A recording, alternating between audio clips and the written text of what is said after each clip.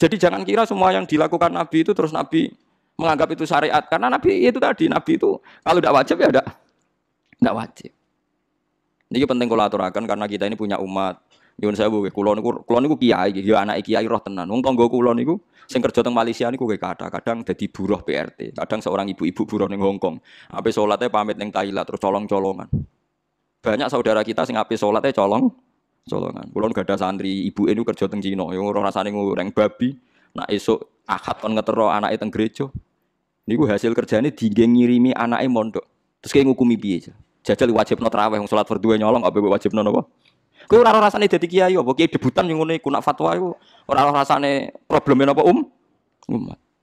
Nggih nak padha kula nganti nangis, Gus kula kerja teng Cina kadang nggih goreng babi, kula nak akad kan ngetero anake teng gereja. Tapi anak kula mondok teng jenengan. Niku hukume kula sepundi? Piye ape mbok hukumi, mbok kon traweh. Iki kula jape nggih. Mumpun wae niku dilakoni donga sing ben wonten jalan keluar nggih. Hukume nggih mboten enten wong darurat. Wae niku dilakoni riyen nganti ana jalan keluar. Nah, cara kula Abu Rizal Bakri akan kerja gen kula. Tapi misalnya kula Abu Rizal Bakri kula ora iso mulang Quran, mulang hadis. Mergo sibuk musuhan mimpin Golkar. Nah, akhirnya kan enggak ada pilihan. Kula nggih kula Abu Rizal nggih. Abu Rizal. Kan kula nate nangis gak ada santri niku. Ibu ini kerja teng Malaysia tukang cat. Nggih gelantungan teng tingkat. Wah, anake nggih nganti kasil ngalim. Anaknya mondok di situ kiri, setelah itu di saya. Coba. Ayo nang kontraweh. Kowe semangat ngongkon traweh piye ke imame? Nggo ngarep terus miyak nggo guri macem wong ngenteni sedhem terus wong gak baris. Bangsa wong macemmu semangat, paling bangsa wong macem iku ono watuk barang pe teko barang was. Segayat Pak. Lan kula seneng mbek Imam Bukhari wong alim alama nak salat ra tau ngimami yang nang masjid Irak ku manggon pinggire saka terus makmum. Imam Bukhari bener juara ngimami. Nggih iling-ilingan bahwa ulama itu harus gagah-gagahan dadi napa? Imam. Manggon ora saka. Bareng salat bar imame nyucuk iku sapa? Hadza huwa Shahibul Jami' al-Bukhari iki ngalim-ngalime wong sing di kitab Jami' Bukhari. Ya ngoten tok. Ya, baru gue mirip Imam Bukhari. Jadi riyen ulama iku menjaga keikhlasan sampai begitu. Saiki seneng diperhatekno wong ngenteni kuwabe terus dhewe wong mirip ngimami. Umat ini macam-macam. Paham gitu terus umat sing soleh-soleh sing saiki tahta qabdil kufar yang saiki di bawah rengkuane wong kafir ku pirang. Mulane wonten pertanyaan kula nanti ditanya sama ketika sejarah Cheng Ho napa? Laksamana Cheng Ho sing teng Sampokong Semarang nih. Itu dulu ketika beliau di Cina, itu kan ada silsilah sampai Rasulullah yang ditulis di Masjid Sampokong. Ketika dia di Cina itu enggak memperlihatkan Islamnya sampai jadi panglima. Andai kan dia memperlihatkan Islamnya maka enggak akan punya karir militer.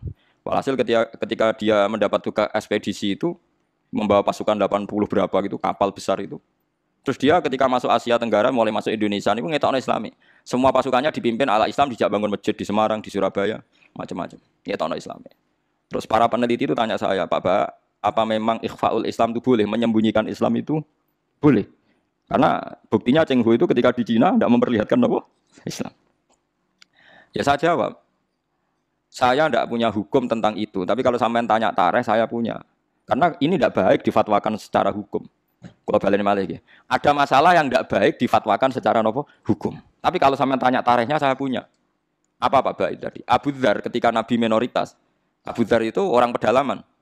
Ketika Islam masih minoritas kata Nabi, ya Abu Dzarin kamu menyembunyikan Islam kamu saja, jangan memperlihatkan nopo Islam. Nanti kamu dicincang sama umat kamu, sama kaum kamu. Nanti setelah saya menang baru kamu boleh memperlihatkan nopo Islam kamu. Sehingga dalam tarikh ya ada ad-da'watu sirron, apa ad-da'watu sirron, salat sembunyi-sembunyi. Lah itu hebatnya Rasulullah. Rasulullah sing ahabul khalqi ila tahu ngalami salat sembunyi-sembunyi. Nggih mboten.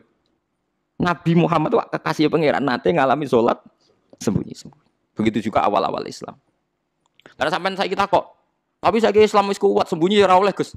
Kuat anak kowe mergo wong akeh. Lah saiki saudara kita yang di Hong Kong, di Timor Leste, mungkin di Australia. Paham ya? Macam-macam. Mulane sing apik ku anut ulama sing ijek jujur, pokoke riwayat itu diterangno, kejadian-kejadian sing dialami umat sahabat diterangno. Wis ora usah intervensi, pokoke ngono. Mulane saya katakan itu tidak baik difatwakan secara hukum tapi ada padanan sejarahnya. Ada padanan sejarahnya. Paham ya? Mulane akhirnya walhasil Nabi ku ninggalo qiyamul lail di masjid tapi Umar nglakoni. Ketika Umar dibantah, ya Umar kenapa Anda sholat qiyam qiyamul secara berjamaah, bukankah ini bid'ah? Jadi riyen Sayyidina Umar nanti dituduh napa? Bid'ah. Mulane kita mau kiai dituduh bid'ah wis menengahe wong Umar sing sahabat dituduh napa? Bid'ah. Jadi jawab Umar ya enak. Umpama iki bid'ah, ya bid'ah paling apik bid'ah iki. Corong saiki anu bid'ah kok disifati apik. Sing dituduh bid'ah ora Umar tok, Kanjeng Nabi pertama dadi nabi ngajak wong Islam ambek Abu Jahal ya dituduh bid'ah. Mulane nek dituduh bid'ah tenang ae Kanjeng Nabi nanti dituduh napa? Bid'ah. Tapi Nabi ra didalili wa kullu bid'atin dolalah. Lha nggih tenan. Sampeyan apal Quran niku wonten ayat ma ya'tihim min dzikrim mir rabbihim muhdas. Muhdas maknane apa? Sing dianyarno. Mulane Kanjeng Nabi ketika dituduh bid'ah terus ngendikane kul ma kuntu bid'am minar rusul. Aku iku ora bid'ah. Dadi Nabi tau dituduh bid'ah sampai diwahyani Allah, "Qul ya Muhammad ma kuntu bid'am minar rusul." Aku iku ora bid'ah. Mergo sing darani bid'ah iku barang anyar. Barang anyar sing ora ana kembarane disebut bid'ah. Lah Nabi dadi nabi ora ana kembarane disebut bid'ah. Umar gawe traweh ora ana kembarane disebut bid'ah. Terus saiki wong rame-rame anggere gak ana persis nabi disebut. Iku sak goblok-goblokan niku sakala-kalan. Bid'ah ngeten sampeyan tak terangno. Bukan karena saya orang pesantren mboten. Saya itu lebih hafal banyak hadis dibanding sing sithik-sithik nuduh bid'ah. Bid'ah itu begini loh. Bid'ah itu yang mesti dolala, yang mesti sesat. Itu mastadumatu syariah yang berhadapan-hadapan dengan apa? Syariah. Tapi jika bid'ah itu menguatkan syariat, maka tidak musuhnya syariat, tapi bagian dari syariat. Jadi bid'ah yang dolala itu yang istodam. Istodam itu berhadapan-hadapan. Mulane ganane Saddam Hussein, Saddam Hussein bapaknya jenenge Saddam. Saddam maknane tukang nyeruduk. Lha iku bapake kasil ketika anake dadi Saddam Hussein itu tukang napa? Nyeruduk. Wong Arab nandarani tukaran Saddam. Istidam maknane apa? Benturan sing keras napa?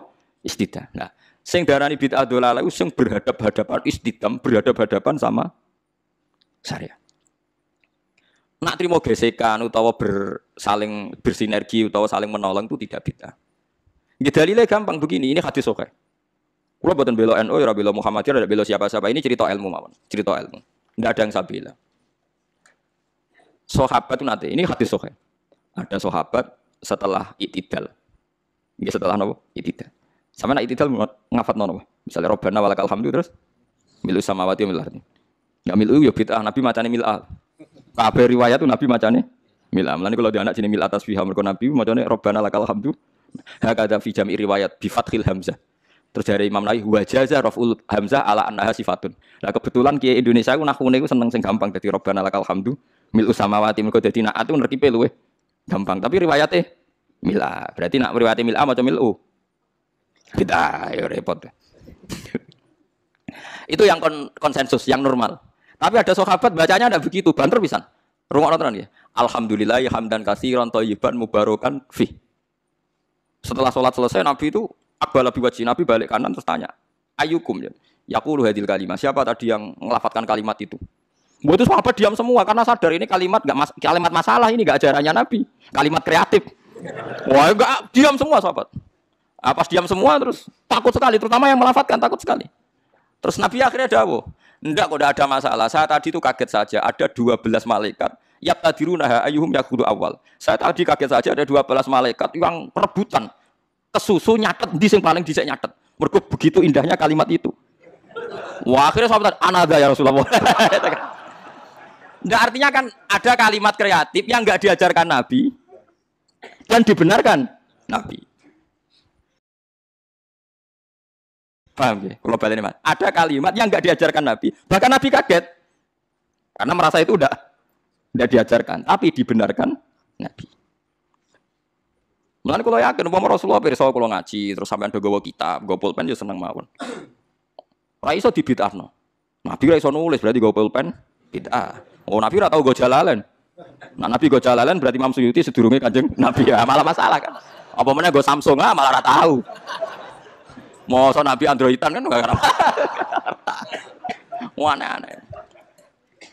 Mulane ada ono mantasabbaha biqaumin fa wa minhum. Mergo wong nyerupani kaum berarti fa wa minhum.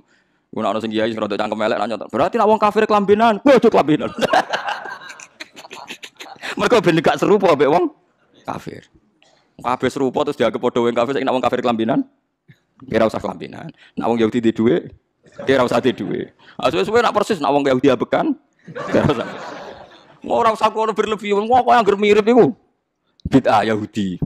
Wah, dia sering debat yang ekstrim. Maksudnya logika. Terus kedua riwayat ini juga di hadis sahih. Ada sahabat entah saking gimana tidak tahu saya. Iso dicurigai lah saya. Pokoknya mati urip nak ngimami kulhu, rakaat ula ya kulhu, rakaat saniyah ya kulhu. Sampai syariah satu kontingen yang dipimpin sahabat itu bosen. Mereka tiap sholat itu kulhu. Notabene kulhu kan ibu rakaat ula tok, saniyah tok itu ula ya kulhu, saniyah kulhu. Jadi mati urip kulhu. Berhari-hari. Padahal dia itu imam masjid Kuba. Akhirnya sahabat-sahabat yang ngerok Quran itu komplain, ya Rasulullah, ini orang itu setiap sholat kok baca nopo? Kulhu. Itu gimana ya Rasulullah? Ternyata terus saluhu kata Nabi ini di hadis sahih saluhu. Coba dia tanya, dihadirkan ke Rasulullah, kenapa kamu kalau sholat kok selalu pakai kulhu? Jawab pemuda tadi, li'anha sifatur rahman, karena dalam kulhu itu hanya ada sifatnya Allah. Tidak ada kepentingan kulo, kepentingan sinten-sinten, li'anha sifatullah. Fa'uhibbu an aqra'ahu. Makanya saya senang membaca kulhu. Terus kata Nabi, akhbirhu fa'innahu yuhibbu. Kasih tahu dia Allah itu mencintai dia. Oh, itu kan bagus sekali itu, gak usah tabarok kulhu. Nah artinya itu kan tidak diajarkan Nabi kan selalu kulhu itu udah ajarannya dan tidak pernah Nabi itu selalu kulhu. Tapi ada orang kreatif selalu kulhu juga sama Nabi dibenarkan. Ya nggak bisa kan kamu pakai definisi bid'ah itu yang selalu pernah dilakukan Nabi itu tidak bid'ah sunnah. Kalau nggak pernah dilakukan Nabi bid'ah. Tidak bisa seperti itu. Apalagi kalau kamu ngaji usul fikih, wah malah ketoro nak sing sidik-sidik nuduh bid'ah malah salah. Usul fikih malah nak manani hadis itu digenti. Misalnya ngaten nggih. Niki sing persis tak hadis kula niku apal. Ittaqun nar walau bisik kitamrotin. Ketika Nabi cerita praharan rokok, pokoke rokok iku serepote ra karuan. Fattaqun nar walau bisik kitamrotin. Rokok iku iso mbok wedeni, iso mbok lawan senajan to kelawan sak sigare kurma. Sikun iku sigar ayo, tamrin kurma. Mbok kamus paling goblok maknane tamrin iku kurma. Saiki garek sedekah ambek beras. Apa ana hadise Nabi walau bisiki aruzin. Tapi ulama usul fikih nafsiri bisiki tamrotin bikutin pokoknya kut makanan yang jadi pokok di daerah situ kok mbok sedekahno iku termasuk tolak neraka. Lan aku anut sunah Rasul kudu persis berarti kudu kurma. Terus Nabi nate dawuh la takiron najaratun lijaratiha walau firsana satin. Kowe aja geman nyepelekno sedekah senajan to sak sampile wedhus. Terus kowe nak nyembelih pitik ra sak sedekah mergo mboten wedhus. Yo ora ono ulama manuk. Makanya ulama usul fikih itu langsung diingeti. Nabi mewajibkan zakat ning tamer. Berarti Nabi wajibno zakat ning kut, ning makanan sing dadi makanan pokok. Jadi kata tamer digenti kut maknane. Berarti di beras wajib zakat. Lah nek nuruti persis Nabi berarti beras ora wajib zakat. Mergo Nabi ora tau zakati beras. Cuka-cuka kabeh mbok antem kromo ngoten. Tapi ya kita ya terus musuhan terus biasa, Mak.